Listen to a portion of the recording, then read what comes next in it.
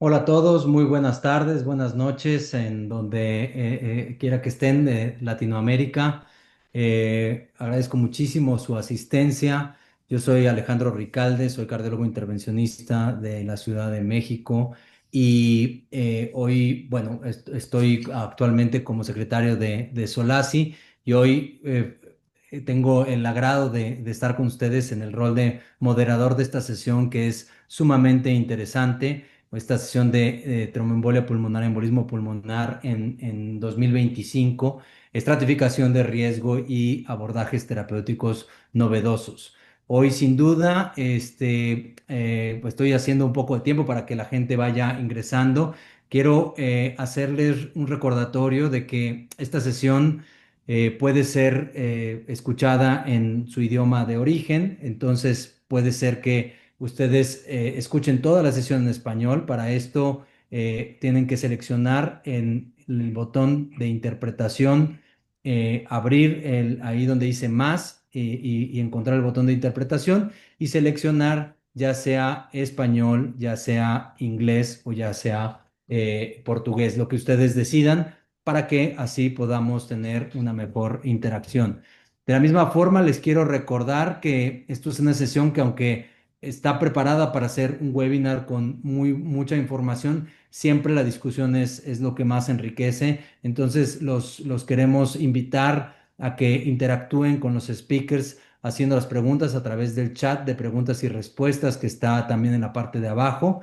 Y también vamos a tener una capacidad de discusión en ciertos segmentos, para lo cual yo voy a tratar de ayudar a moderar estas preguntas y a tratar de hacer las preguntas al speaker seleccionado. Hoy tenemos, como ya decía, un tema muy interesante.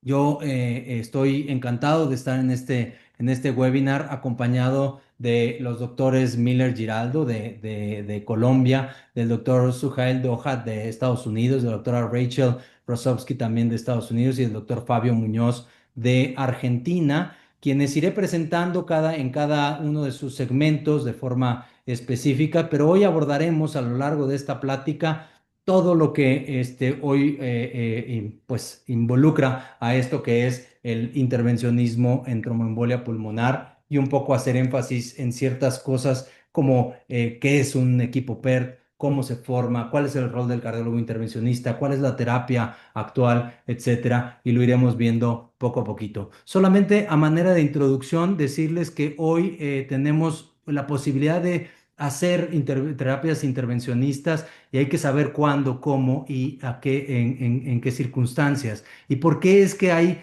una terapia? ¿Por qué es importante tener en cuenta que la terapia de intervención? Porque a pesar de que tenemos muy buenos resultados desde el punto de vista de el tratamiento farmacológico, también tenemos un alto riesgo de hemorrágico y eso es lo que queremos reducir con una terapia óptima. También porque a pesar de que el tratamiento actual para ciertos grupos es bueno, para otros grupos, sobre todo los que tienen riesgo intermedio y riesgo alto, la mortalidad sigue siendo muy alta y tenemos que ofrecerle al paciente una terapia mejor que las terapias solamente basadas en farmacología. La otra es que tromboembolia pulmonar, a diferencia de síndromes coronarios agudos, etcétera, cuando vemos el punto de vista histológico, si bien el evento puede ser agudo, las características del trombo no lo son y muchas veces las terapias farmacológicas no son las más adecuadas en este grupo de pacientes. Y sabemos hoy, a pesar de que las guías, y lo tocaremos con el doctor Miller más adelante, las estratifican en un punto 2B, nosotros sabemos que si retrasamos hoy la intervención,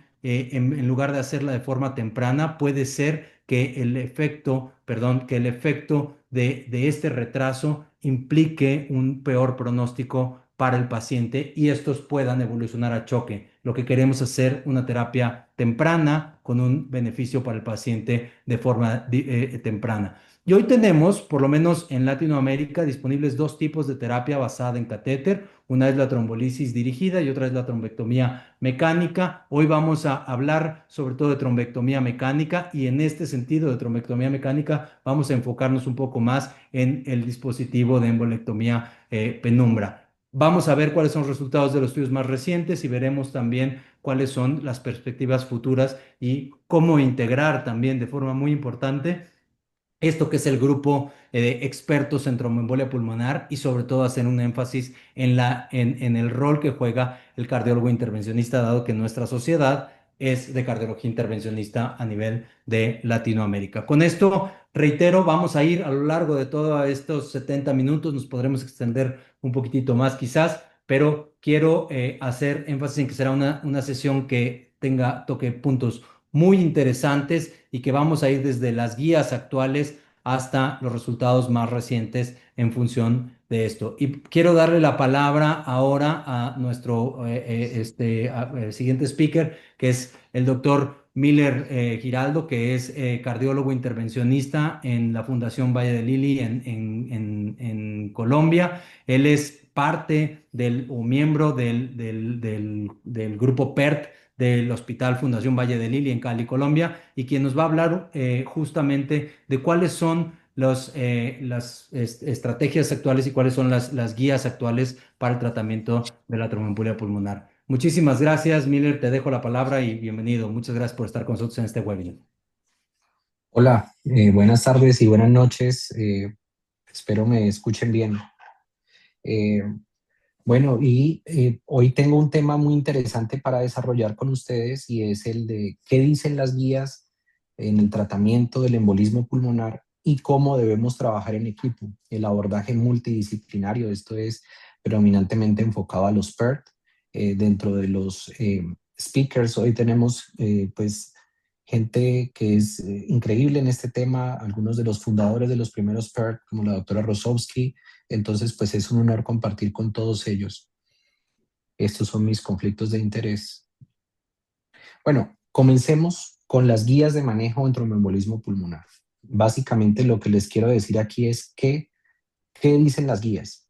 Entonces, digamos, las guías 2019, las guías europeas 2019 para el manejo del embolismo pulmonar, recogen lo de esa segunda década de los 2000 en relación a las terapias y básicamente la terapia percutánea tiene un nivel de recomendación clase 2A, nivel de evidencia C, y básicamente en los pacientes con un TEP de alto riesgo está indicado en los pacientes en los que la trombolisis sistémica se encuentra contraindicada o ha sido fallida. Esto es lo que dicen las guías 2019 y digamos que en los pacientes de alto riesgo, de acuerdo a ese tiempo en el que fueron publicadas las guías, la terapia trombolítica sistémica e incluso la terapia quirúrgica, la embolectomía quirúrgica, tienen un nivel mayor de recomendación.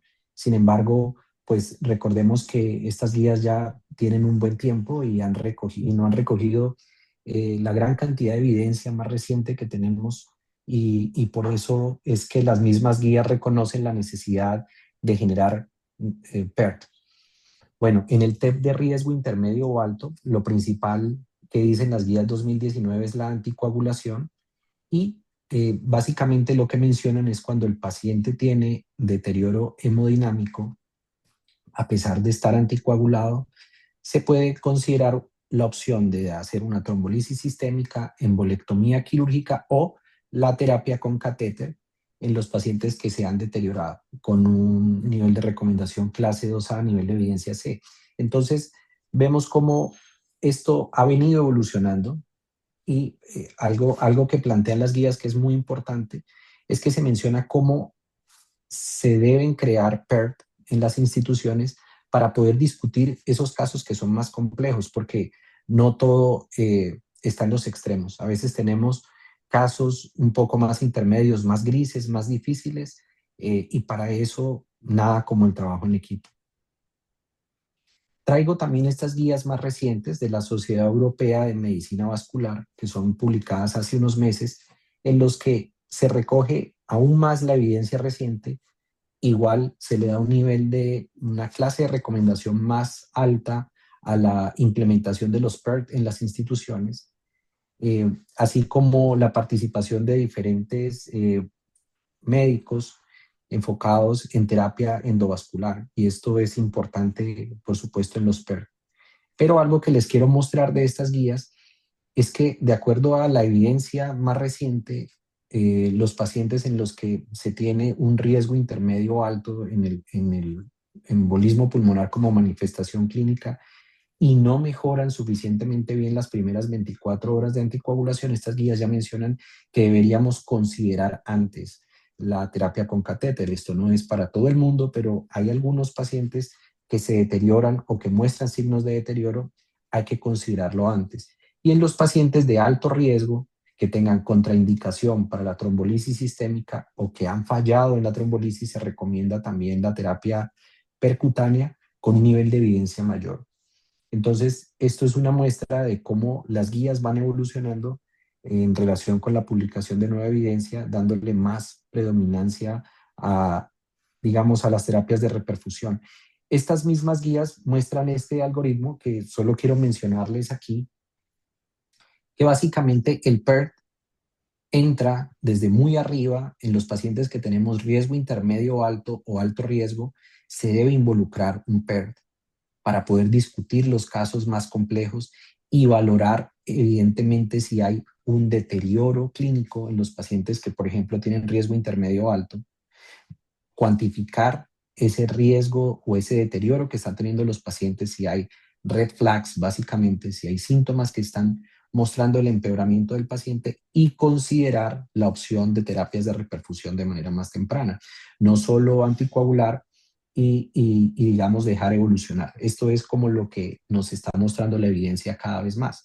Y en los pacientes que tienen un TEP de alto riesgo, sin duda evaluar si tiene contraindicaciones o no para la trombolisis sistémica o si se presume un riesgo alto de sangrado, en cuyo caso el PERT puede, digamos, inclinarse por terapias percutáneas. Y esto debe ser algo dinámico en lo que se puede escoger una de las opciones. Si no va bien el paciente, hay que considerar el brazo siguiente. Eso es lo que les quiero mostrar de la evolución de las guías clínicas. Ahora hablemos un poco del trabajo en equipo, del abordaje multidisciplinario. Básicamente me refiero a los PERT, a los equipos de respuesta en embolismo pulmonar. Entonces, ¿por qué se debe hacer un PERT? Básicamente tiene varias cualidades tener un PERT en las instituciones y es reducir la diversidad en el manejo terapéutico. Esto es ponernos de acuerdo. No solo lo que quien esté a cargo esa noche que se comentó el caso con embolismo pulmonar pueda pensar o de acuerdo a su experiencia considere prudente, sino tener toda una gama de posibilidades y poder escoger la mejor para cada paciente. De esa misma manera, puedo estratificar el riesgo de los pacientes de una manera más precisa. Puedo seleccionar las terapias avanzadas de reperfusión, como las que estamos hablando hoy de catéter, de manera más temprana.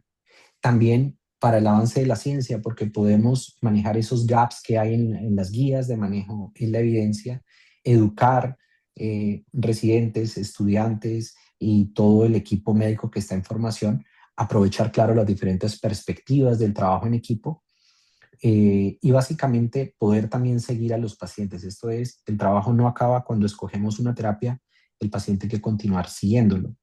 ¿Quiénes deben hacer parte del PERT? Básicamente, pues esto es muy ajustado de acuerdo a las necesidades de cada centro. Eh, Puede haber muchos especialistas, médicos, enfermeras, de farmacia y mucha gente que puede estar, y esto depende de cada centro. Puede haber farmacólogos clínicos, cirujanos de corazón, cardiólogos, médicos vasculares, radiólogos, intervencionistas, hematólogos, intensivistas y neumólogos, cirujanos vasculares, hemodinamistas, y pues esto no se restringe solo a esto que menciono. Cada centro tiene la gente más motivada e interesada y lo debe, digamos que, elaborar de acuerdo a esas necesidades que se tienen. Y esta diapositiva la traje porque quiero mencionar que no solo se trata de implementar un PERT, de ponerlo a funcionar para tomar decisiones, sino que se tiene que detallar muy bien cómo será la respuesta del equipo, cómo es el mecanismo de consulta, si es virtual, si es presencial, a qué horas, cómo evalúo los procesos, cómo me está yendo. Si hay mejoría en la calidad, lo debo saber. Y esto es básicamente reuniones periódicas para saber cómo vamos. Y la operación del PERT debe cubrir todo el espectro completo del cuidado, desde la identificación del paciente, la activación del equipo y triage, la terapia temprana y el seguimiento ambulatorio, como los mencionaba. Muy rápidamente quiero decirles que hay varios beneficios reportados de los PERT. Básicamente aumentan la eficiencia en el servicio de urgencias. Hay evidencia observacional que puede disminuir la mortalidad al lograr un trabajo articulado en equipo. Mejora la utilización de recursos, esto es, uso más temprano una terapia de catéter cuando se necesita y a los pacientes que se necesitan. También hay disminución en la estancia hospitalaria y los costos de atención y mejora la oportunidad de aprendizaje para médicos en formación. También quiero mostrarles cómo hay diferentes publicaciones observacionales como esta, en la que se incluyeron 137 pacientes antes de tener un hospital, los PERT, y 229 post, y lo siguieron en el tiempo y se dieron cuenta, esto es un estudio observacional, que a los 6 meses de seguimiento encontraron que cuando ya hay un PERT hay un impacto en mortalidad. De manera que son estudios que comienzan a mostrar los beneficios en términos de mortalidad. Este es otro estudio observacional con 78 pacientes con grupo PERT y 108 pacientes antes de hacer grupos PERT en poblaciones de riesgo similar, con mortalidades a 12 meses menores cuando se trabaja en equipo. Son estudios observacionales. Este es un metaanálisis de estudios observacionales que incluyó 16 estudios con 3.827 pacientes PERT y 3.967 controles, y encontró que hay una diferencia en más, como ven ahí en el diagrama de Bosque, más terapias avanzadas, mayor uso de terapias avanzadas, menos uso de filtro de vena cava.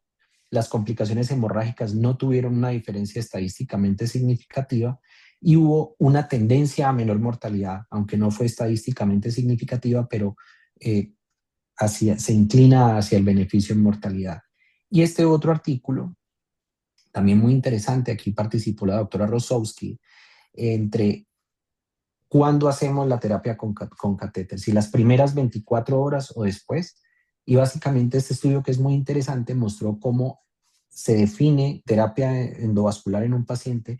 Si se hace en las primeras 24 horas, hay beneficios no solo en los pacientes de riesgo intermedio o alto, sino también en los pacientes de alto riesgo en términos de outcome, en términos de mortalidad. Y esto pues es algo muy, muy diciente, y es entre más temprano mejor. Mis mensajes finales: cuando se define la terapia endovascular, entre más temprano es mejor. Cada centro interesado debería crear un PERT ajustado a sus necesidades y recursos.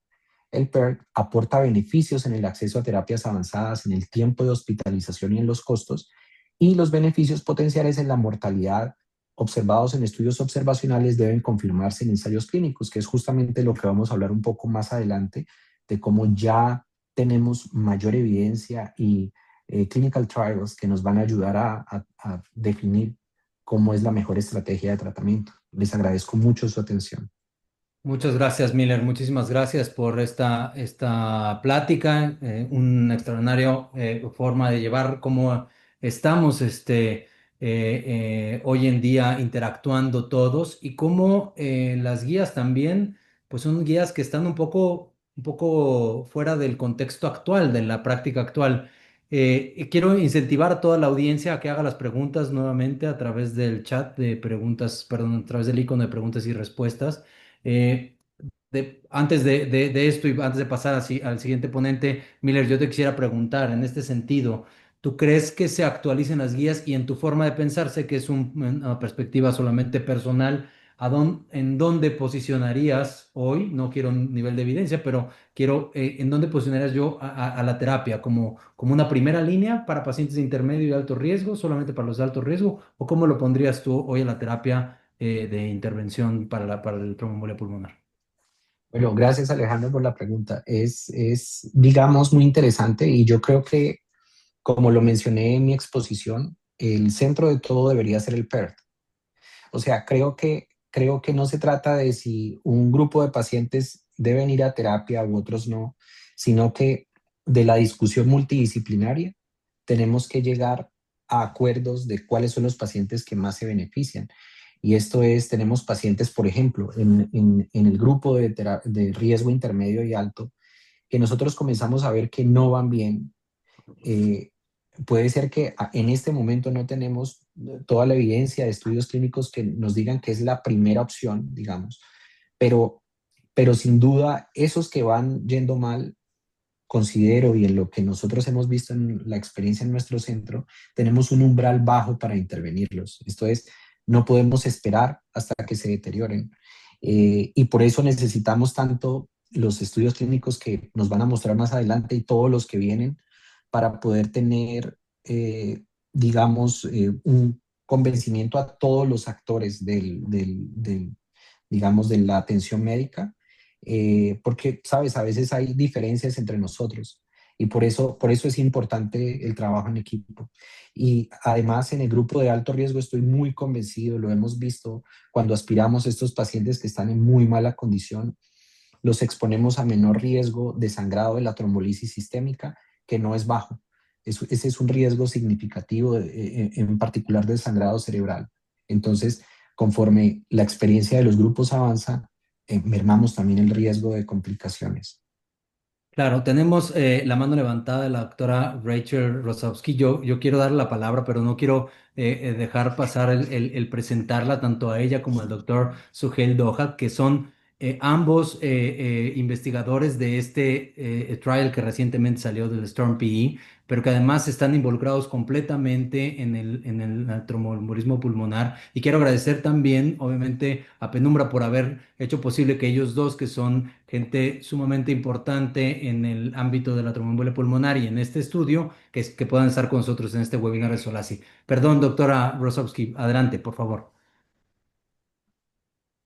Oh, I just wanted to make a few comments. First of all, wonderful to be here. I'd like to thank the organizers for having me. Really exciting to be speaking on this panel with so many wonderful people and hearing and learning from all of you. I wanted to make one comment about the guidelines, and you already suggested this. The European guidelines initially 2019. You did show some more recent ones, but the American Heart Association guidelines will be coming out shortly, probably in early next year. So that will be exciting. And then I think your thoughts about how to treat each patient and the importance of PERT, I think, are right on. And one of the most exciting things that I'll be sharing later on in the webinar is the STORM PE data. And so I think we have started to already get the data to help guide us in determining which patients should get therapy. And you mentioned this, you said you don't want to wait until somebody deteriorates. And there's this incredible graph where it shows, small changes in severity lead to very small differences in mortality. But once somebody becomes shocked and they're in shock, their mortality is already 30%, the mortality rate, and it just shoots up. It's like a straight line up. And so the whole idea is to prevent people from getting into shock, as you mentioned, but also to figure out which people might benefit from therapy besides anticoagulation, not just preventing them from getting into shock, but will it have implications for short and long-term outcomes? And we will be sharing that a little bit later on.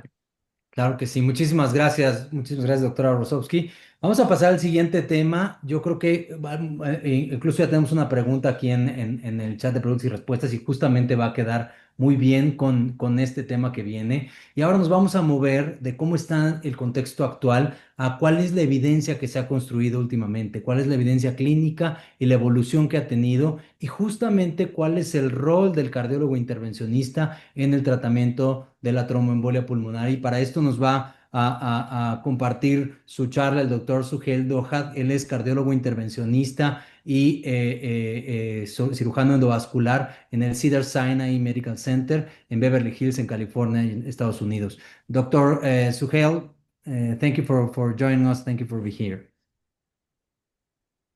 Can you see my slides? Not yet. Well, now it's coming. It's coming. Now we can see it. Which view are you seeing? Are you seeing my presenter view or my main Presenter view. No, this is the normal view. You're presenting very well. Okay, Go ahead. great. So thank you very much. I have to thank SOLACI and Penumbra for inviting me and to talk about this. And this has been a task for us over the last 10 years to get more data, to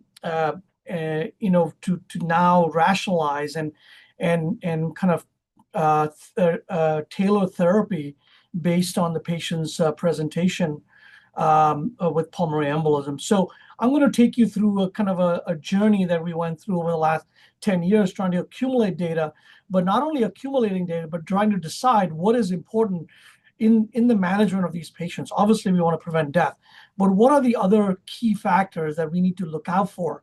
And I think that what we landed upon is not only the acute management and acute results, but also what happens to them at 90 days and 1 year from a patient-reported outcome perspective. So I'm going to focus on that a little bit. So when we talk about catheter-directed therapies, there are a whole host of therapies that are available. There are catheter-directed lysis, there are systemic lysis, obviously, but also assisted thrombolysis with different devices that help the TPA work. There are now catheter-directed aspiration thrombectomy catheters, maceration catheters, and ingestion catheters. So it is still undecided as to how we come to the decision as to which device to use in what patient. And there are several factors we look at, not least of which is if you have the device available at your institution and also have talent or people skilled in using the device. So it is very hospital-centric and patient-centric as to how you choose the device that you want to use for these patients. There are a whole host of studies that have been planned since 2014, since the thrombectomy devices came online, and you'll see probably an additional 5 or 6 trials that will be published in the next 2 years. But we're going to focus today on STRIKE and STORM. So the genesis of this is the 2 randomized trials that I show you here, the ULTIMA trial and the CANARY trial. Both are catheter-directed lysis trials, which show that not only at 24 hours your RV-LV ratio gets better, but it gets better at 90 days when you compare it to anticoagulation alone. So this started kind of the revolution of catheter-directed therapy, and a whole host of devices then became available that was studied in these single-arm trials. And these single-arm trials were mostly feasibility trials and safety trials. We wanted to see if we could teach a whole host of physicians how to use these devices safely, put these patients through the protocols within their hospital systems and look at their outcomes. And what it shows is that yes, we can do these procedures very safely. Almost all of them will have an improvement in the RV-LV ratio. The risk of mortality is low in these patients included. The risk of bleeding is higher, obviously, with the catheter-directed lysis. But for most other devices, the device-related morbidity and mortality is very, very low. Going forward, our first randomized trial that became available to us was this large bore thrombectomy trial versus a catheter-directed lysis trial. And it used as its primary endpoint the win ratio. And what it shows that in the major parts of the win ratio, which is all-cause mortality or intracranial hemorrhage or major bleeding, there was no difference. And the only difference was there was a higher bailout rate in the patients who got catheter-directed thrombolysis and then went on to get a thrombectomy. And the only major difference was how many ICU days were required in these patients. So we embarked on the STRIKE-PE trial. We wanted to enroll 600 patients within the US, and about a year ago, we actually expanded it to 1,500 patients as an international trial. And you see there's a site in Brazil that's also enrolling in this trial. The main purpose of this trial is to study the kind of the patient journey through the process of PE and what happens to them after they get their thrombectomy, what happens to them at 90 days and at 1 year. We started off initially with a 12 French catheter and then moved on to the 16 French catheter, and which is now in its 3rd phase and the 3rd iteration that'll be released soon. And we'll study the Lightning Flash 3.0 with all the remaining patients in the STRIKE-PE trial. So not only were we going to study their acute outcomes, but what we were going to study is their patient-reported outcomes and the whole host of things that I'll show you that we reported on, which then was translated into using these endpoints into the STORM trial. So what happens to these patients? Most of these patients present within 48 hours of their acute symptoms. So these patients may have some lingering symptoms for a few days, but there's an acute transition in their symptomatology that brings them to the hospital. Once they come to the hospital, it takes them about 24 hours to get thrombectomy. Generally, the patients that present, the mean age is about 61. They're half and half, male and female. Most of them have severe RV dysfunction, but in addition to that, they have at least one elevation of either the troponin or the BNP marker. Once they get to the cath lab, it takes about 30 minutes to do a thrombectomy. The entire procedure is about 61 minutes. The approximate blood loss is about 300 cc's. After that, these patients stay in the hospital. Only about 48% of patients never need to use the ICU. And that is a little bit dependent on the kind of hospital you go to, because every hospital has its different protocols. And then most of them get discharged within 5 days. The immediate response is that their heart rate drops somewhere from the 90s down to the 70s. Their respiratory rate drops by 2.5. The number of patients requiring oxygen drops immediately by about 17 points. And even if they do require oxygen, the amount of oxygen required drops by at least more than a liter. And their primary endpoint, which is the RV-LV ratio, improves dramatically by CT at 48 hours. So we also looked at the outcomes in males versus females. And what we show here is that both benefit equally, and there's no difference in the outcome between males and females. Embedded within the STRIKE-PE trial was an echo sub-study, which was a core lab adjudicated reading of the echo pre and post at 48 hours. And you see that the RV-LV ratio improves. The TAPSE, which is the tricuspid annular excursion in systole, improves dramatically, and very few patients leave the hospital with a poor TAPSE. The size of the RV shrinks by 6 millimeters. The number of patients who actually have McConnell sign or enlarged RVs at discharge drops significantly, and the PA pressure improves dramatically by 10 points. How about the functional outcomes at rest? This is the Borg scale, which is a simple question we ask the patients as to how dyspneic they are at rest. Drops from 4 down to 0.5 at discharge and 0 by day 90 and 1 year. And after a 6-minute walk test, and I'll show you what the 6-minute walk test is the number of patients who are symptomatic becomes virtually nil by 90 days and 1 year after they finish their 6-minute walk test.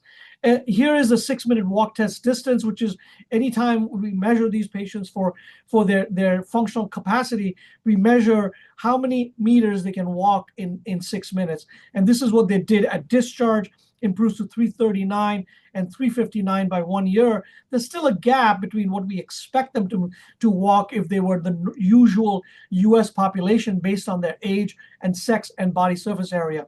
The NYHA class here shows that there's at least 20% of patients who are not normal before they have the pulmonary embolism. So they've had lingering symptoms prior to the pulmonary embolism that brings them in, and after the thrombectomy, most of them resolve, and there are only about 10 to 12% of patients that have lingering symptoms over the following year. Also measuring the EQ-VAS, which is a simple question we ask the patient as to what they feel their health level is, improves from 50 points up to 80 points, which is the normal for the US population. EQ-5D5L is a specific questionnaire assessing their mobility, their self-care, their pain, anxiety, and their usual activity level, which improves from 0.47 to 0.8, which is the usual norm for that US population. Similarly, we have specific questionnaires, which are the PE quality of life analysis that improves dramatically from a poor score of 42 down to 13.7. And these are the dimensions that are measured in that PE quality of life. What we do understand is there are a few patients that never return to normal. And this is the evidence gap that exists in what happens to these patients and why they don't return to normal. So Rachel presented the STORM PE trial. This is her slides from Viva this year, and it is a remarkable achievement to do this first randomized thrombectomy trial, because we didn't know what the results were going to be, what the complication rates were going to be. So we chose a first 100-patient trial to divide them between thrombectomy versus anticoagulation equally. and then study all these endpoints, a CT scan at 48 hours, a whole lot of clinical endpoints at discharge. They got a wearable watch at discharge. They had quality of life measures at 30 days and 90 days. And we still haven't analyzed the wearable watch data, which is going to assess their activity level, their heart rates, their other kind of physiologic parameters. And we are excited to see what comes off of that. So here is the STORM-PE data. The mean age is about 60. There are about 20 to 25% women. The distribution, mostly 50% Caucasian. The risk factors are fairly equally distributed, and the usual about 20% of these patients present with syncope. The hemoglobin level in most of these patients is normal. It's slightly lower in women relative to the males, and they leave with a fairly normal hemoglobin at discharge. Their NEWS2 score, which is a assessment of an ICU requirement for patients that measures the amount of oxygen they need, their heart rate, and their functional clinical assessment that gives them that score is equal. So they're equally sick in both groups. The RV-LV ratio is severely elevated in both groups. And the modified Miller score, which is the amount of thrombus they have on their first CT scan, is equal. And here kind of the assessment of their anticoagulation. We wanted to make sure that both groups were adequately anticoagulated. And you see that almost 90% in each arm was adequately anticoagulated. So we cannot say that there is no anticoagulation effect in these patients. Most of them got a low molecular heparin, and a very few people got just intravenous heparin. So what was the results of the thrombectomy arm? The thrombectomy time was 25 minutes. The procedure time was 1 hour as we expected. The blood loss was the same as Strike 300. It was 100% successful. And the procedure or device-related complication was 0. And the PA pressure drops about 10 millimeters of mercury. Here is the improvement in their primary endpoint, which is significant, which was with the p-value of 0.001. The LV-RV or the RV-LV ratio dropped from 1.6 to 1.1 in the thrombectomy arm versus 1.56 to 1.32 at 40 hours, which is 2.5 times greater reduction than anticoagulation alone. How about how many patients leave with a completely normal RV at 48 hours? Is 78% in the CAVT arm versus 51% in the anticoagulation arm. And that shows that there is a higher risk of mortality when these patients leave with RV dysfunction. And it was good to see that about 80% of patients actually had a completely normal RV by the time they left in the thrombectomy arm. If you look at the matched baseline dyspnea scale or MMRC, which is the result of dyspnea at rest that affects their quality of life, or any of these quality of life measures were equal in both arms. If you look at the deterioration that occurs, there were 3 deteriorations that occurred in the anticoagulation arm that then required thrombectomy. But all the other major kind of secondary endpoints and safety endpoints were equal and normal all the way to 90 days.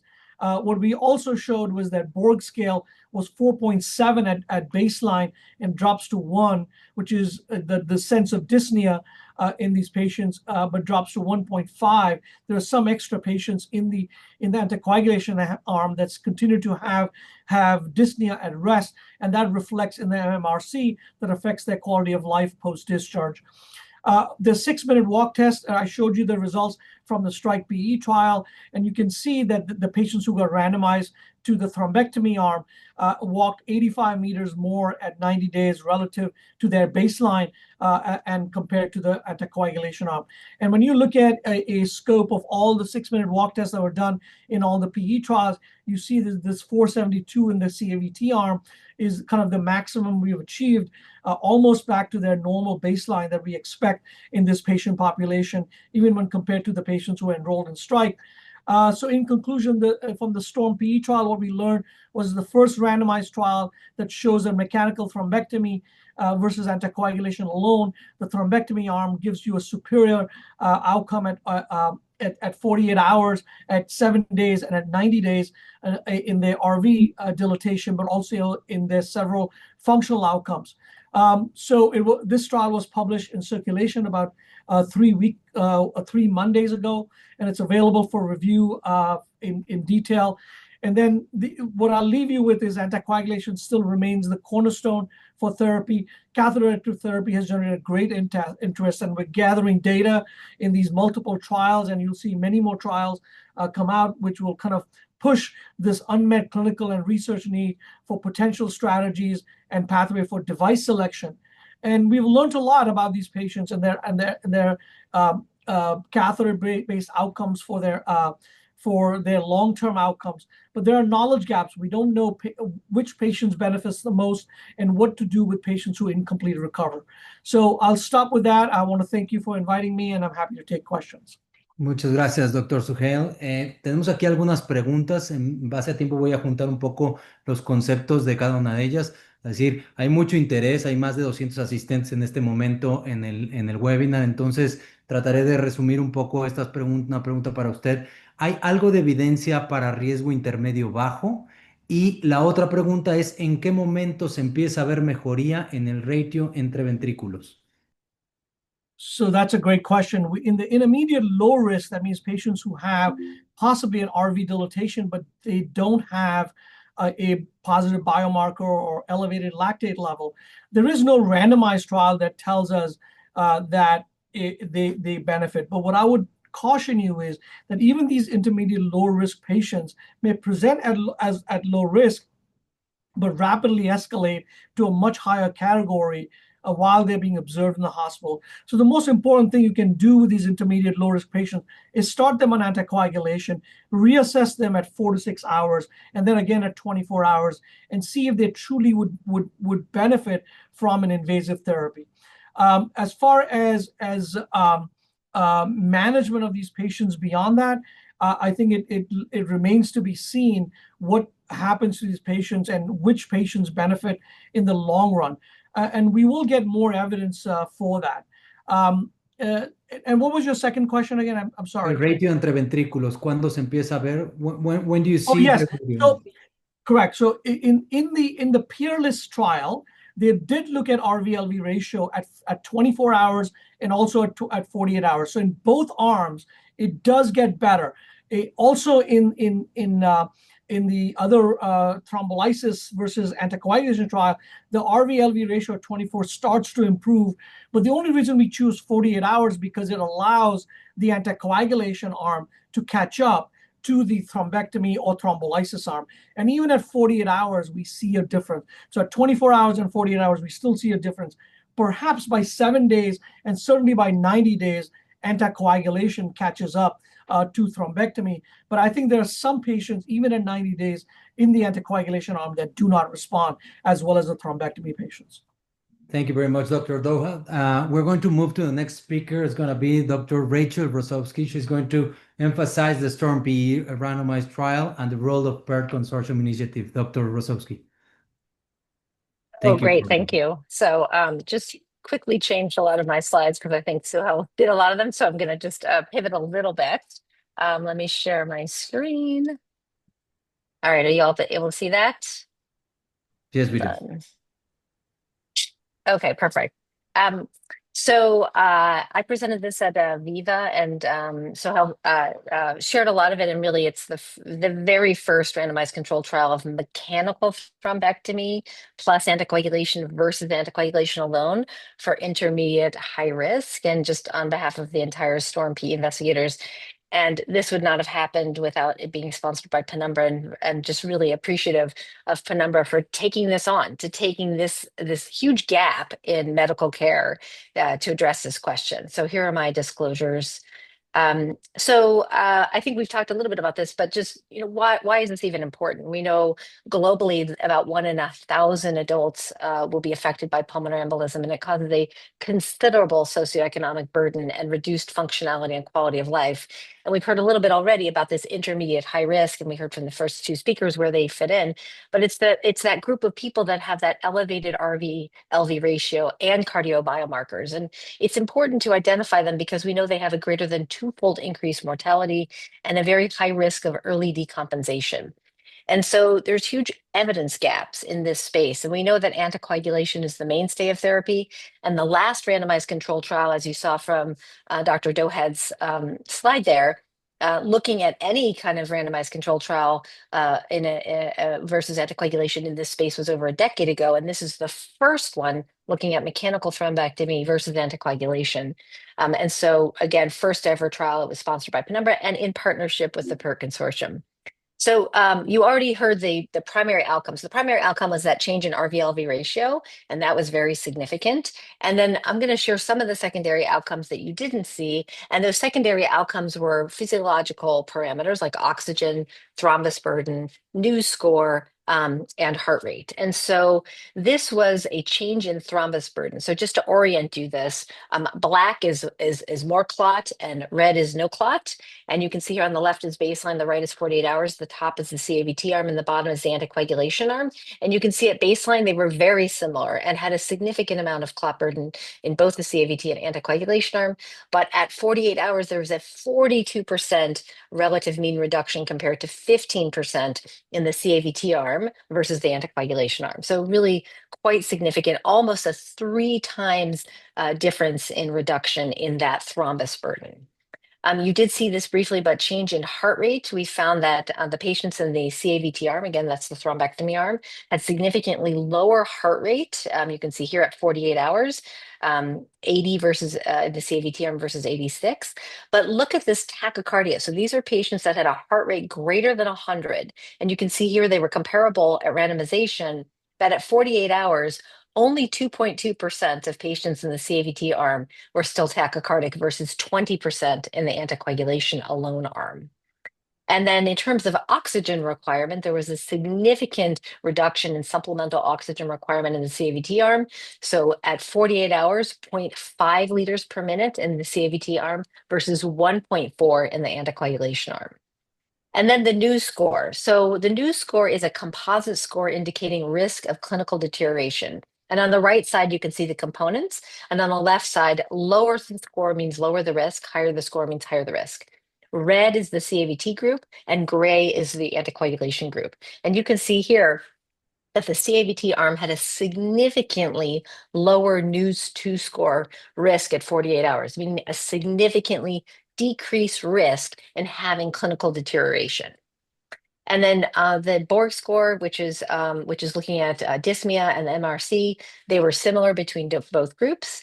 And then the other functional endpoint we looked at is something called PVFS. It stands for Post VTE Functional Scale, and it's a functional limitation ordinal scale, which focuses on aspects of daily living.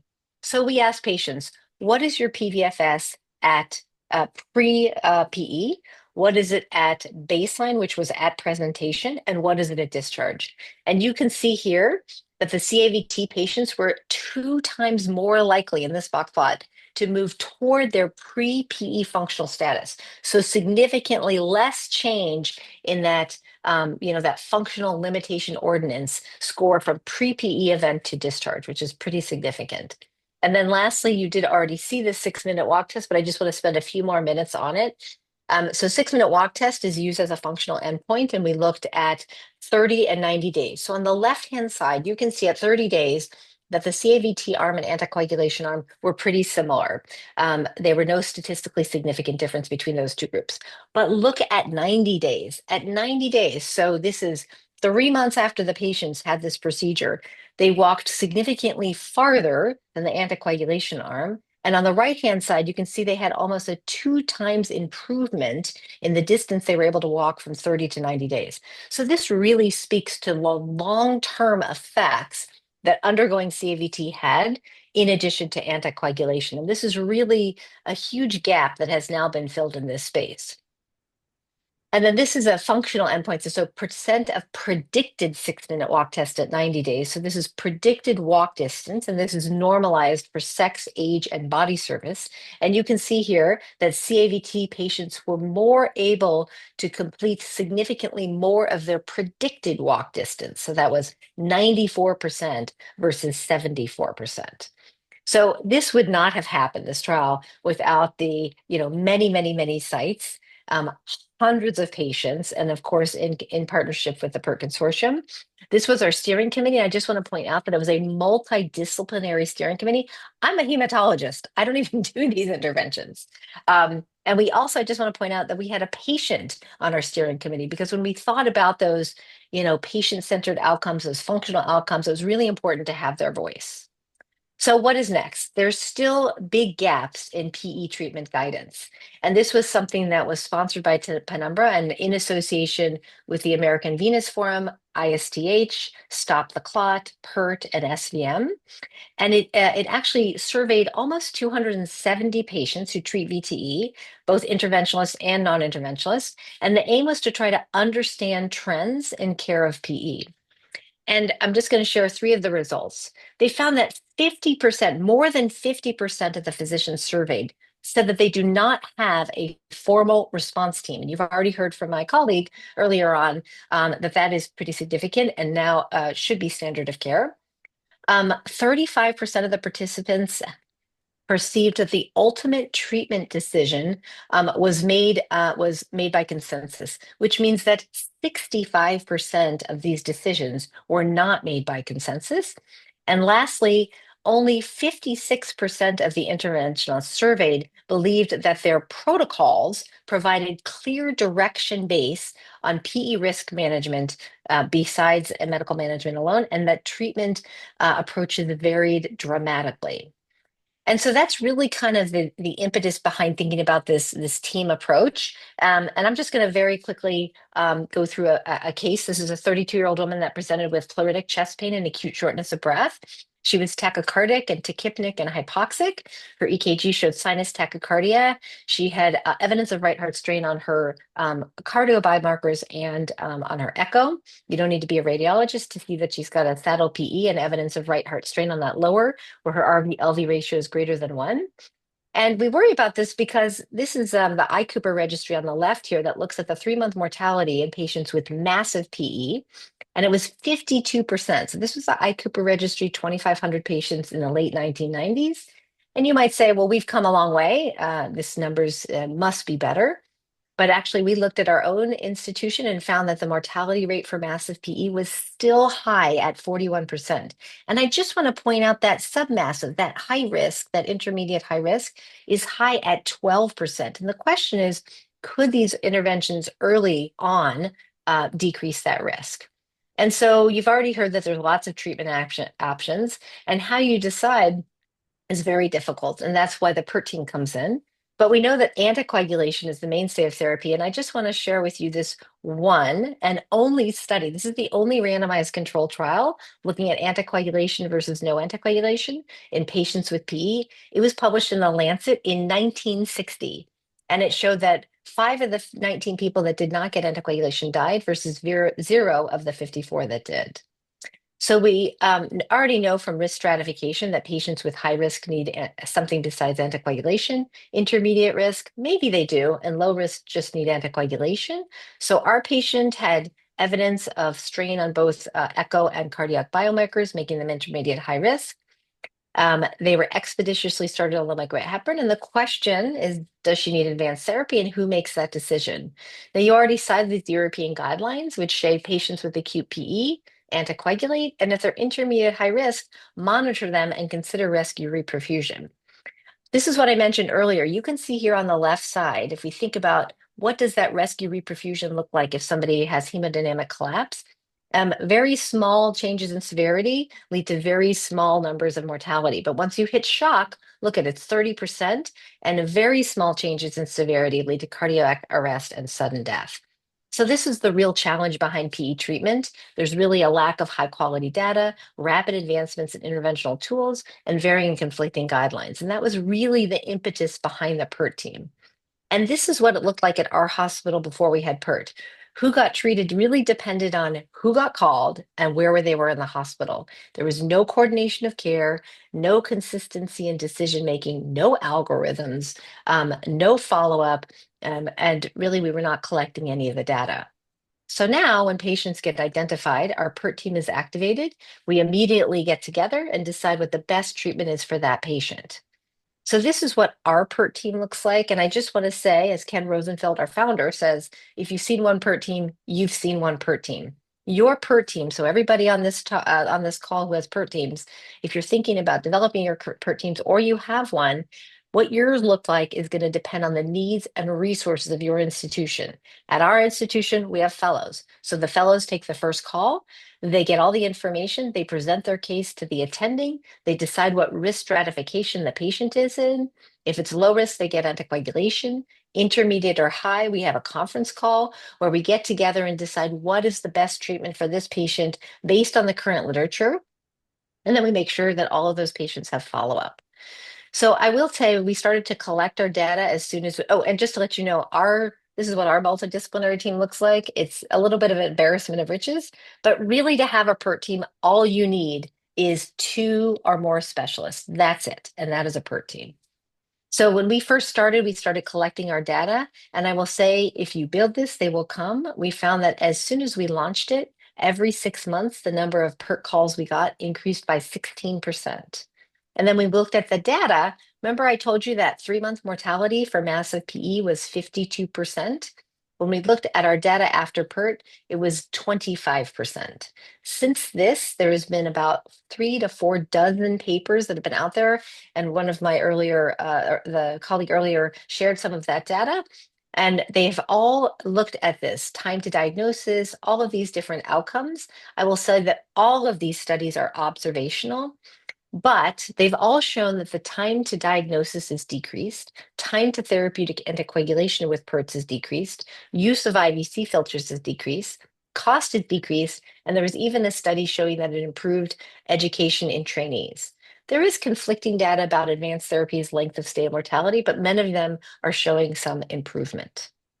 So the rationale behind, you already saw this, so I'm not going to go into it, but really there's wonderful things that PERT can do. And the question is, should everybody have a PERT? And it is now in the European guidelines, as you already saw. And in 2015, we developed the PERT Consortium. And I encourage you all to go to pertconsortium.org.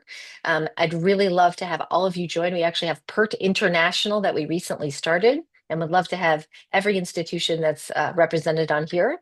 And our mission is really to increase awareness about PE, to advance therapy, and to reduce worldwide incidence and really further scientific discovery. And I will say that we have a lot of programs. I'm not going to go through all of these, but these are really going to help your hospital. These are system level benefits through PERT. And just to mention a few, number one, you need to standardize care across providers and sites. We know that when patients present to different hospitals, they may get a CT scan, they may not. They may get anticoagulation quickly, they may not. They may be offered an advanced therapy, they may not.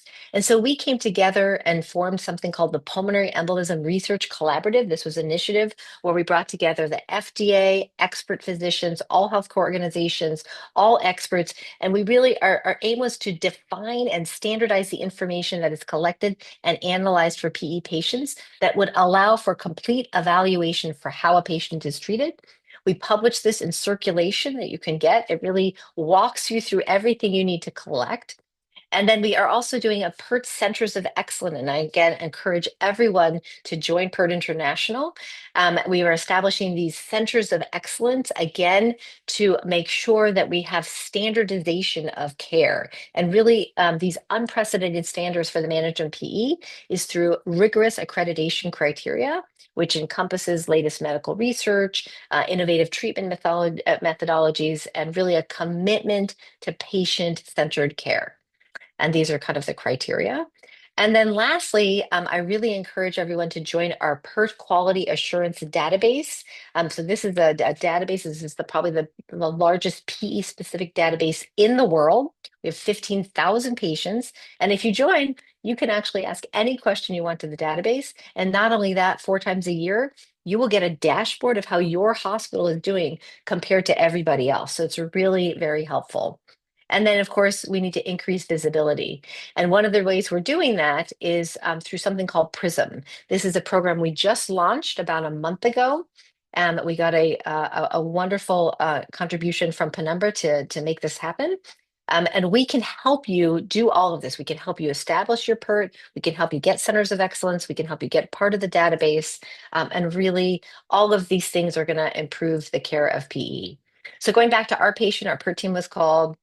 Do we have data to support catheter-directed therapies? You already heard the STORM PE. HiPitho has completed enrollment, and we'll probably hear those results next year. And you can see that there's 4 other randomized controlled trials that is really going to add to the literature and help us understand how to best treat these patients. Our patient was taken to thrombectomy. This is Ken Rosenfield. This was for pre-CTAs. You can see here, here's her PA-gram, pre and post, here are her clots. She was discharged 3 days later, and it turns out she has May Thurner, so she's now seeing my vascular colleague. So my closing reflections are that PE is a major cause of morbidity and mortality. Anticoagulation is the mainstay of therapy, but how we decide which patient needs advanced therapy, and if so, what kind, we have evidence now. We have the randomized control trials. Just been shown not only does it decrease that RV-LV ratio, but it improves early physiological recovery and long-term outcomes. PERT brings together a multidisciplinary expertise, rapid response, evidence-based decision-making to high-risk, time-sensitive conditions. And there's growing evidence that suggests PERTs optimize care, improve outcomes, and standardize management. The future lies in expanding access, standardizing and refining protocols, addressing disparities and gaps in care, and continuing to collect robust data. We're going to do that through PRISM. So the PERT model really transforms PE care from fragmented, uncertain, to coordinated, patient-centered, outcome-driven. And I would encourage everyone to come to our PERT Symposium, which is going to be in Boston in September. We have a whole PERT International program. We have a panel that we'll invite you to. You come to our networking events. And again, I'd love for have you go pertconsortium.org, and we can get you involved in the PERT Consortium. Thank you so much. Muchas gracias, doctora Rosovsky, por extraordinaria plática. Yo creo que hay muchas preguntas que se han resuelto a lo largo de la plática, pero quiero hacer énfasis juntando las preguntas de alguno de los colegas aquí. Primero, ¿cuál es el factor o cuáles son los factores clínicos que pueden predecir mejor el deterioro de un paciente con riesgo intermedio alto? Factores clínicos que pueden decir, este paciente se va a chocar, o más bien dicho, ¿cuáles son los factores para poder determinar a este paciente con choque normotensivo? Yeah. So there's something called the NEWS score, which is a composite score that helps you indicate risk of clinical deterioration. And it contains 9 different components: respiratory rate, oxygen, supplemental oxygen, oxygen requirement, the blood pressure, the heart rate, the level of consciousness, and the temperature. And you get different points. And there's been literature to suggest that if your NEWS score gets to 9 or above, your risk of clinically deteriorating and having a really adverse event is high. And so in the trial, if patients had a NEWS score greater or equal to 9, if they were in the anticoagulation arm or in the CAVT arm, if they hit 9, they got additional therapy. And there were actually 3 people in the anticoagulation arm that did deteriorate and needed to get advanced therapy. So this is a really helpful component that you can use that will allow you to decide, does this person need advanced therapy? But I think already Dr. Dohad and I both shared, we now have data to suggest that if patients are intermediate high risk, and the criteria for enrollment in our study was that they had to have symptoms within 14 days. So it was an acute PE. It was an acute intermediate high PE, not chronic.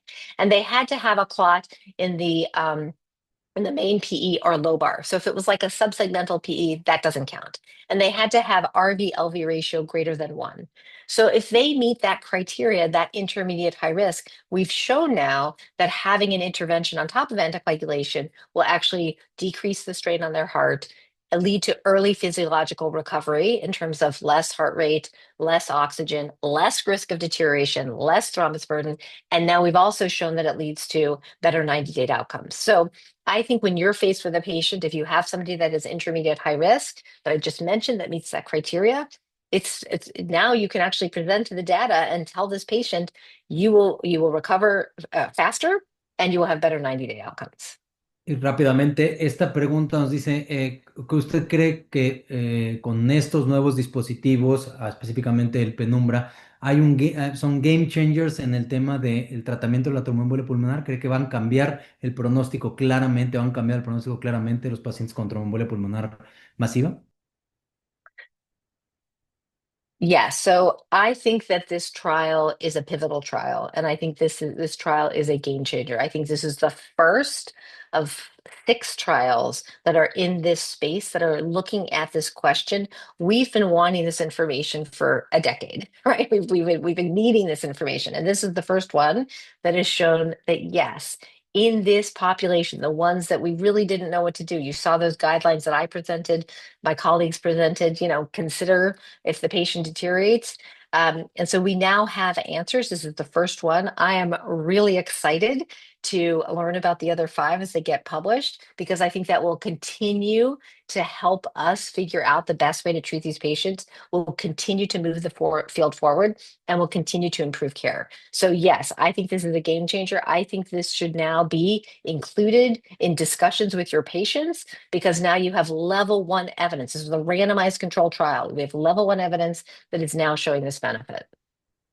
Muchísimas gracias. Vamos a pasar ahora a un caso clínico que engloba todo lo que se ha platicado hoy y al final, si todavía tenemos un poco de tiempo, responderemos más preguntas que están todavía aquí en el tintero. Y para esto quiero pedirle al doctor Fabio Muñoz. Él es cardiólogo intervencionista, jefe de intervenciones venosas periféricas del Sanatorio Güemes en Buenos Aires, Argentina, que nos comparta un caso interesante que engloba justamente esto, lo que hemos venido platicando y cómo puede impactar en el pronóstico del paciente. Doctor Muñoz, muchas gracias. Hola Alejandro, gracias por la invitación y ya les comparto pantalla, les voy a comentar un poquito.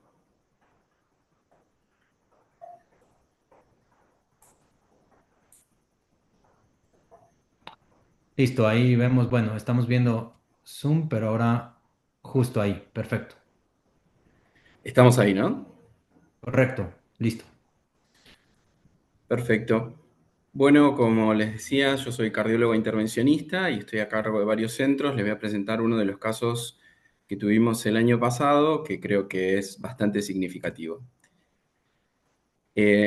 Nosotros recibimos un paciente de 31 años, obeso, que ingresó el 20 de octubre del año pasado, vino trasladado a una ambulancia de urgencias a la guardia de nuestro sanatorio por presentar una disnea clase funcional 3-4 mientras trabajaba. Él estaba en una estación de servicio. Como antecedentes refiere sedentarismo. 15 días previos había estado de vacaciones sin ningún tipo de actividad. Él contaba que jugaba a los videojuegos y de la habitación a los videojuegos. Eso era todo lo que hizo durante esos 15 días. Y el día 17 evolucionó con un edema en el miembro inferior izquierdo, leve y disnea. Fue evaluado en otro centro y se interpretó el cuadro como un cuadro infeccioso. Se le indicaron antibióticos y así había llegado hasta el día del evento.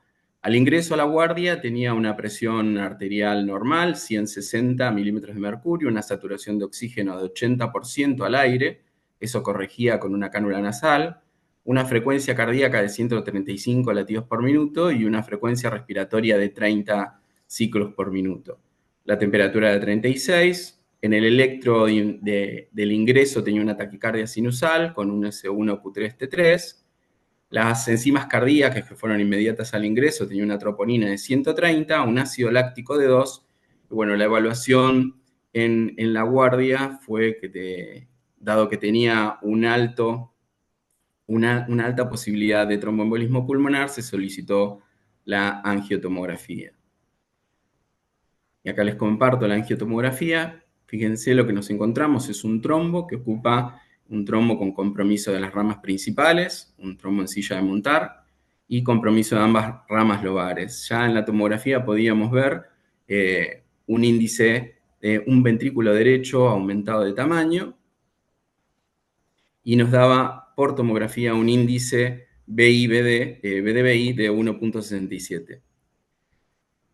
Con esta información se activó el equipo PERT del sanatorio. Acá les dejo los nombres de los colegas con los que trabajamos en conjunto. consideramos que era un tromboembolismo pulmonar de riesgo intermedio alto, pero tenía algunas características. Si bien no estaba hipotenso ni tenía vasoactivos, tenía deterioro de la función del ventrículo derecho evidenciada por ecografía y por la tomografía. Por la ecografía teníamos un índice BDBI de 1.4 y dilatación de cavidades derechas. Teníamos también marcadores enzimáticos, la troponina era positiva, y teníamos un score de PESI elevado, un SPSI de 2, con una mortalidad calculada a 30 días de 8.9%. Pero a esto le sumábamos que tenía un índice de shock de 1.35, una carga trombótica alta y tenía un score de News de 12 puntos. Lo que hizo que, considerando que este paciente tenía una alta probabilidad de evolucionar a la descompensación hemodinámica, además de continuar con la anticoagulación y la oxigenación que se inició en la guardia, se resolvió realizar una trombectomía mecánica percutánea. Y lo llevamos a la sala de hemodinamia. Estos son los valores del cateterismo basal. Teníamos una presión sistólica de 58, una diastólica de 18, con una presión arterial pulmonar media de 31, y como pueden ver en la angiografía, se observa la misma imagen que teníamos en la tomografía. ¿Sí? El paciente, a pesar de tener oxígeno, a pesar de haber iniciado la anticoagulación, persistía taquicárdico y sin vasoactivos. Acá estamos desplegando el dispositivo. En este caso utilizamos un Line 16, un Penumbra Índigo Line 16. Luego de hacer la angiografía basal, utilizamos una cuerda Amplat sobre la que subimos el catéter 16 y bajo sustracción digital bajo un roadmap hicimos la trombectomía. Primero del pulmón de la rama pulmonar derecha y posteriormente intervenimos la rama pulmonar izquierda.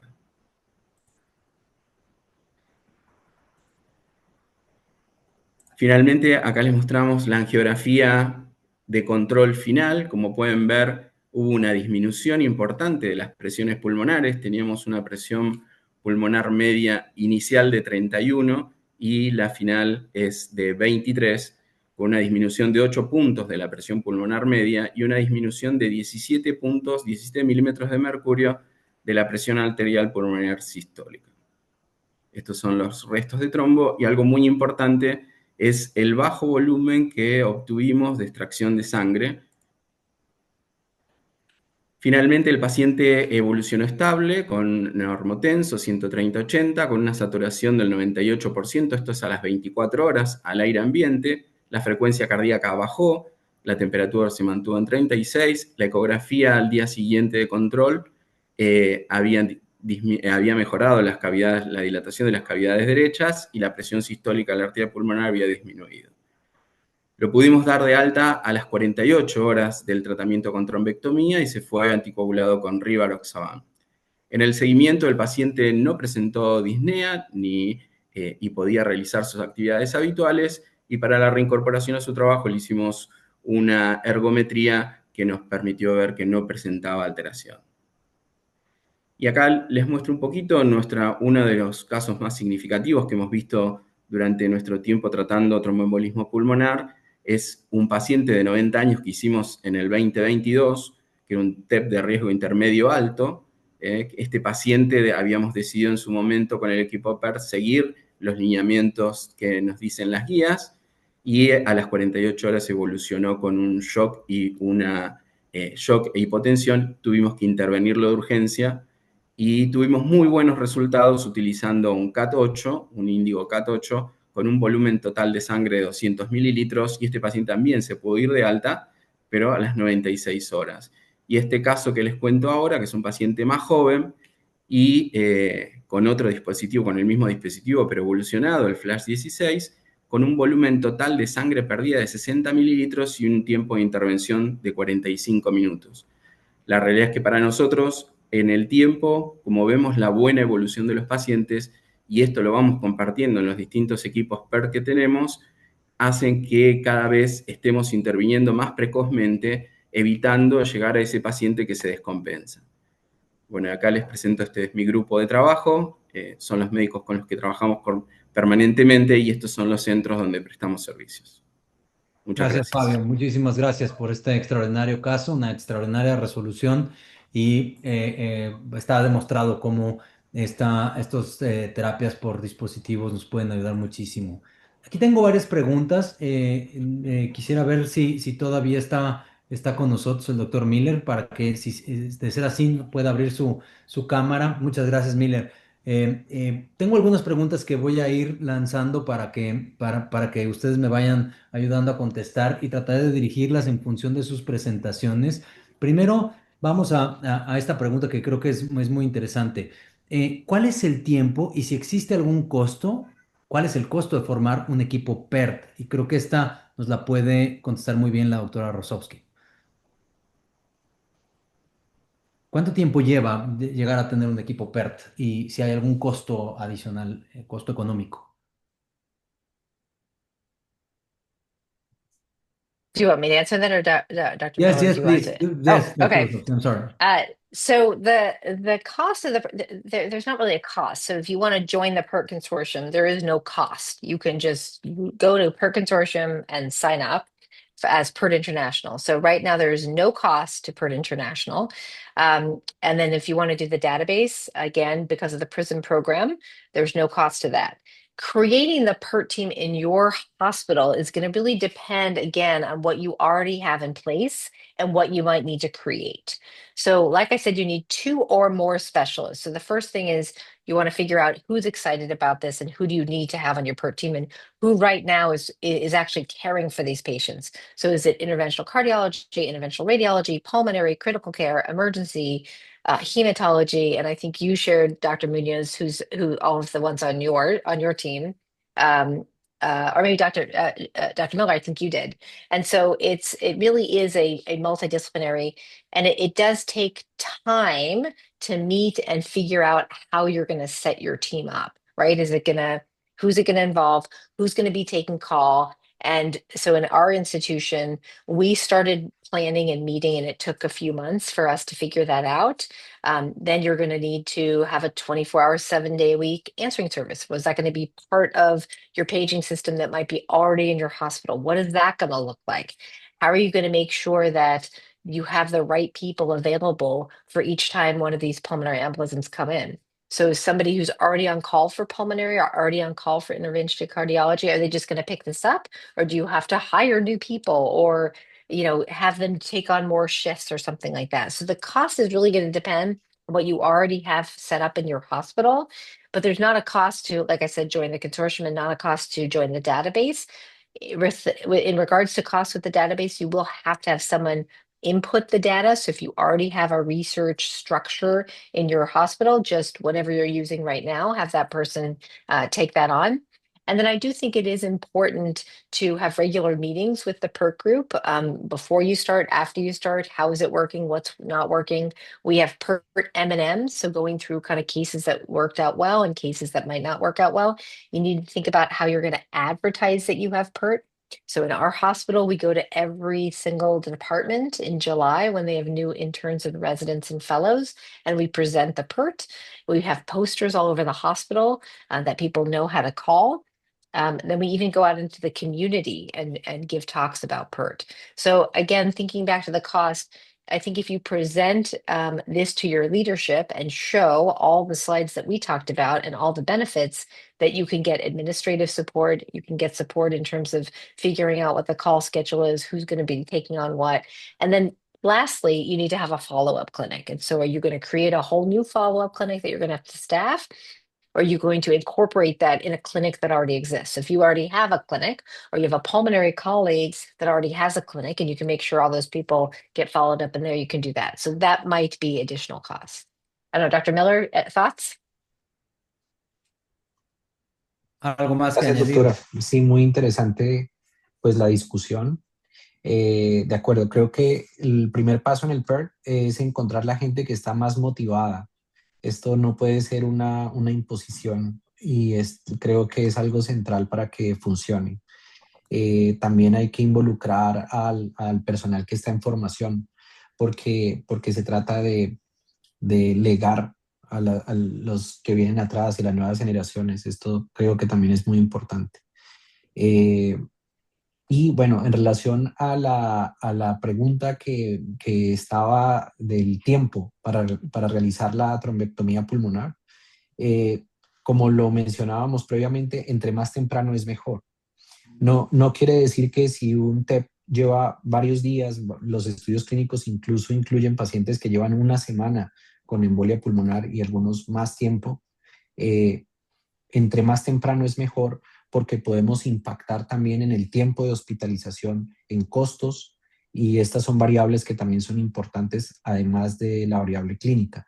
Entonces, creo que el PERT ayuda a tomar decisiones rápidas y que tienen impacto no solo en la vida y salud de los pacientes, sino en los costos que son muy altos en la atención en embolismo pulmonar. Perfecto, mira, muchas gracias. Ya respondiste esto de los tiempos, que era algo importante. Dr. Suhail, I am going to ask you another question, but please give your thoughts. Dr. Dohad? Oh, Oh, I, yeah. I, I Sorry, I'm couldn't hear sorry. you. Sorry. So I'll extend two comments to what Rachel said and Miller said after that. Is one, the cost of doing call is not prohibitive. When you start at your PERT team, you don't see PEs every day, and even if you do see a PE, you don't have to rush in the middle of the night always to do a case. There is enough time to plan the case, to do it first thing in the morning or the last thing in the day, if depending on your lab availability. So it's not like we have to greatly, alter our lives to take care of these patients, because it's not like a STEMI. You do have a few hours to decide and medically manage, and then appropriately take the patient when you think it's possible logistically to take the patient for intervention. So I don't want the interventional cardiologist to feel that this is suddenly a burden that's going to be thrust upon them. I want interventional cardiologists to be involved in this process, because I think that they're most equipped to manage these patients, not only from a thrombectomy perspective, but from a hemodynamic and clinically manage them after perspective. So I think that's the first thing. Secondly, and I'll reemphasize this, we at Cedars-Sinai have had a PERT team for 14 years now. But when we started, for the first 3 years, there were only two of us. There was one pulmonologist and me. So don't be scared to start it just with two people. And just like Rachel said, when you build, they will come, and people will get interested, and you'll slowly add to your PERT team. So I think it's a good effort. It's a noble effort in management of these PE patients, and it'll make a huge difference in their lives. So thank you. Yeah, And I would just add, sorry. I was just going to add one other thing. I completely agree that most of these patients don't need an intervention right then and there, but there are some. So you are going to get patients that are crashing, and you do have to make a decision very quickly. And I think one very important piece of that is that you should not withhold a life-saving therapy if you cannot get people mobilized. For example, if somebody is presenting with a high-risk PE and you don't have the capacity to take them to a surgical embolectomy or do one of these procedures, you're not going to withhold systemic lysis. That is something, especially we have a lot of rural hospitals and hospitals that might not have the same resources we do. And we make that very, very clear. You can't withhold. So I think Suhail is completely correct that the number of people that are presenting in that dire situation is not many. But when they do, that's the beauty of the PERT team, because you can all get together. But if you look at it, I think people are scared to do systemic thrombolysis because of the bleed risk. But if you have a group of people saying, wow, this person needs something right now or they are going to die, then you're going to have that consensus. Or you're going to say, hey, we can mobilize the cath lab in 20 minutes and let's get the person there. Put them on some pressors, put them on ECMO, we're going to get that done. And so I think that's, again, the beauty of the PERT team. And I completely agree with Suhail. It might start off with just a few people and then you're going to grow it over time. I will say when we first started ours, honestly, the non-interventionalists thought, oh my goodness, the interventionalists are just starting this so they can do more interventions. But it turns out that now probably the non-interventionalists are more thinking we should do an intervention in this person and this person. So I do think it's a spectrum of people. It's going to be a spectrum of what your PERT looks like, and you're going to figure out what works best for you. And you don't have to do this alone. We can help you do it. Thank you very much. Completely agreed. Dr. Dohad and then Dr. Muñoz, I want to ask you two different questions. Before the first one, Dr. Dohad, do we need a learning curve for this penumbra device? How does it goes in very distal pulmonary embolisms, and how do you deal with extreme curvatures and with their horizontal pulmonary arcs? So that's a great question. Most of us interventionalists have the ability to go into the pulmonary artery pretty safely. So I don't think that is difficult. I think that these catheters, and some are better than others, are fairly easy because we have not only interventional skills, endovascular skills, and structural heart skills to deal with large bore devices. So your learning curve, there is a learning curve. I think your learning curve is probably 2 cases. Once you do the first 2 cases, you'll start getting more and more comfortable. So if you have somebody helping you for the first couple of cases, I think that's what you need. And I think that the risk that we've seen, the complications in strike and storm are so low with the large bore device that I think I think it's controllable. And I think that's, it's fairly easy to manage these patients after that. Yes, would you like to add something else, Dr. I just want to add, in the trial, there was only a lead-in of 2 cases. So the proceduralists only had to do 2 cases to then start enrolling in the trial. So I think that speaks to how easy this device is, as Dr. Dohad was saying. So I don't think it's a huge learning curve. I mean, I think people do 1 or 2 cases, and that's all they need. Perfect. Thank you very much, Fabio. And also, one other thing, just to say that, and Dr. Dohad showed this slide, that this is safe, effective, and fast, right? The thrombectomy time was like 25 minutes. The blood loss was minimal, 100% success rate, and there was no device related mortality, no device related adverse events, no device related transfusion. So I think safe, effective, and fast. Good, very good. Fabio y Miller, primero Fabio, aquí hay una pregunta que está muy orientada a la región, y esto es el tema de costos. Decían, bueno, estos dispositivos, los de trombectomía dedicados son costosos. ¿Cuál es el rol de un catéter normal para ti, Fabio? Para Miller le preguntaré, con respecto a la trombolisis guiada por dispositivo, ¿cómo elegir cuando estos van? Pero Fabio, ¿cuál es? Y un poco también nos preguntan el setup para realizar una trombectomía con penumbra. ¿Cómo es? Quieren saber un poco si hay un introductor, si va la vaina, etcétera, etcétera. Un poco el setup y sobre todo si hay alguna alternativa por temas de costo.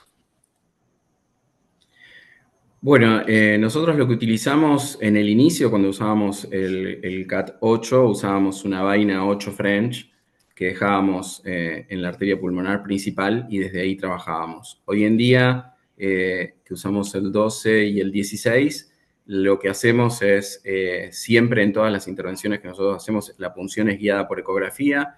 Eso nos deja a un lado las complicaciones del sitio del acceso. También, si nosotros en algún momento rotáramos la terapéutica y decidiéramos colocar un catéter multiperforado para hacer una trombolisis porque queremos mayor resultado distal, hemos visto que cuando hacíamos las punciones a ciegas teníamos por ahí un poquito más incidencia de hematomas en el sitio de punción. Hoy con las punciones guiadas por ecografía no tenemos ese problema. Y bueno, una vez que llegamos, hacemos la angiografía basal, tomamos las mediciones con un catéter de pigtail de 6 French y sobre el mismo catéter hacemos un intercambio con una cuerda Amplatz, una guía de alto soporte. Directamente llevamos el catéter y realizamos, como les mostraba, nosotros lo hacemos bajo un roadmap, marcamos dónde se encuentra el trombo y trabajamos sobre ese sector. Una cosa que es fundamental, que a nosotros nos cambió un poco la forma de ver la trombectomía es que hay que esperar al dispositivo. Es decir, nosotros una vez que en el roadmap vemos la imagen negativa del trombo, acercamos el dispositivo y lo dejamos trabajar. Hay que tener paciencia para no empezar a mover el dispositivo, ¿sí? Porque una vez que el catéter toma contacto con el trombo, el dispositivo nos avisa que está en contacto con el trombo, eso es muy bueno, es una ayuda muy grande, y esperamos y el trombo sale. No hay que empezar a mover, yo creo que cuando empezamos a movernos, como cuando hacíamos una trombectomía con un catéter común y una jeringa, cuando empezamos a movernos podemos lesionar y ahí cambiamos la situación del paciente. Hay que esperarlo. Y los dispositivos de alto volumen realmente tienen una resolución muy rápida. Y por ahí no hay que insistir demasiado. Nosotros necesitamos sacar los trombos de los ramos principales, no introducirnos a los ramos subsegmentarios, porque ahí es donde por ahí podemos tener un problema. Listo. Por obviedad de tiempo, nada más voy con esta última pregunta que le hacía a Miller. Miller, entonces, este dispositivo versus trombolisis dirigida por catéter o inclusive un catéter simple para poder deliberar, hacer la entrega de trombolisis. Bueno, sí, buena pregunta. Yo creo que el uso de la trombolisis dirigida con catéter es una buena opción. Sin embargo, creo que es para pacientes que están menos graves porque se necesita más tiempo para tener una respuesta clínica a la intervención. En los pacientes que tienen altas cargas trombóticas, que están muy enfermos, creo decididamente que la mejor opción es una trombectomía. Entonces, es como en términos de cómo escoger uno u otro dispositivo. Perfecto. Muchas gracias. Final thoughts, Dr. Rosovsky, I'm going to start with you. Final thoughts, please. Oh, well, first of all, just want to again thank you for inviting me and at having this wonderful webinar. I think just raising awareness and understanding of what treatment options are out there, and to know that this is, the STORM is the first randomized control trial, really showing these benefits, and it's going to be very exciting to see the next studies that are coming out after this. And then two, just starting your PERT teams. PERTs have so many benefits. They're now in the guidelines. Every institution, anybody that's treating PE patients should have a PERT, and we can help you start your PERTs, grow your PERTs, get you on the database, get you into PERT International, get you all the things that you need. So just go to pertconsortium.org, and all of this is moving the field forward, and really the goal is to improve patients' lives, and that's what we're doing. Thank you. Thank you very much. Dr. Dohad, final thoughts.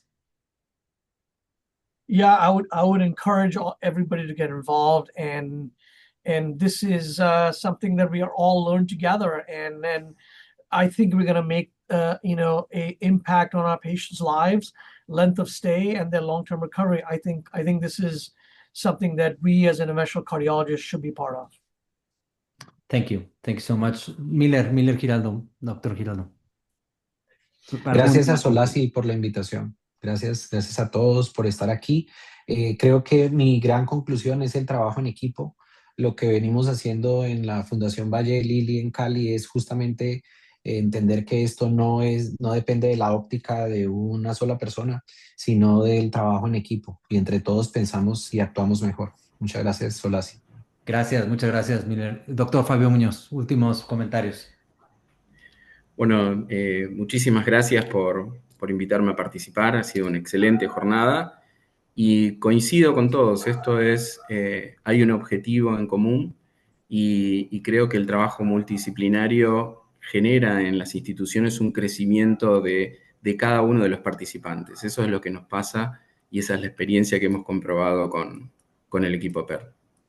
Muchas gracias. Pues yo quiero agradecer a nombre de SOLACI a todos ustedes por haber estado conectados. Quiero decirles que tuvimos más de 200 asistentes. Hay mucho interés en el tema, hay mucho interés reflejado en las preguntas que se quedan en el tintero que nos llevaremos y trataremos de pasarles a los speakers para que se puedan responder. Y hay mucho interés porque ahorita todavía tenemos 180 asistentes después de 1 hora y media pasadas de webinar. Creo que esto sin duda es un terreno donde han cambiado las cosas últimamente, donde podemos ofrecerle a los pacientes una mejor terapéutica, donde muchos estamos involucrados, es un equipo, como lo acaban de ver, eso es lo que, lo que significa PERT. PERT significa un equipo de atención rápida que podemos ofrecer a los pacientes y sin duda el rol del cardiólogo intervencionista en nuestra región es fundamental. Nosotros somos los que tenemos que estar también involucrados en el equipo PERT, conocer perfecto todos los aspectos que llevan este trabajo en equipo.